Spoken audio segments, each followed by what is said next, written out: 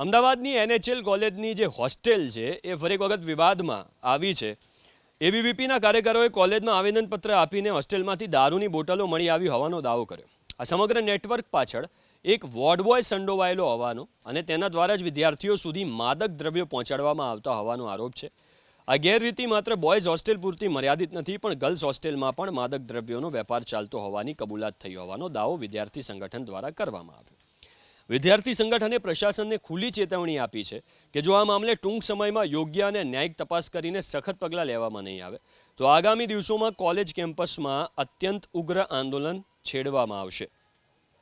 આ ગેરરીતિ માત્ર બોયઝ હોસ્ટેલ પૂરતી મર્યાદિત નથી, પણ ગર્લ્સ હોસ્ટેલમાં પણ માદક દ્રવ્યોનો વેપાર ચાલતો હોવાની કબૂલાત થઈ હોવાનો દાવો વિદ્યાર્થી સંગઠન દ્વારા કરવામાં આવ્યો। વિદ્યાર્થી સંગઠને પ્રશાસનને ખુલ્લી ચેતવણી આપી છે કે જો આ મામલે ટૂંક સમયમાં યોગ્ય અને ન્યાયિક તપાસ કરીને સખત પગલાં લેવામાં નહીં આવે તો આગામી દિવસોમાં કોલેજ કેમ્પસમાં અત્યંત ઉગ્ર આંદોલન છેડવામાં આવશે।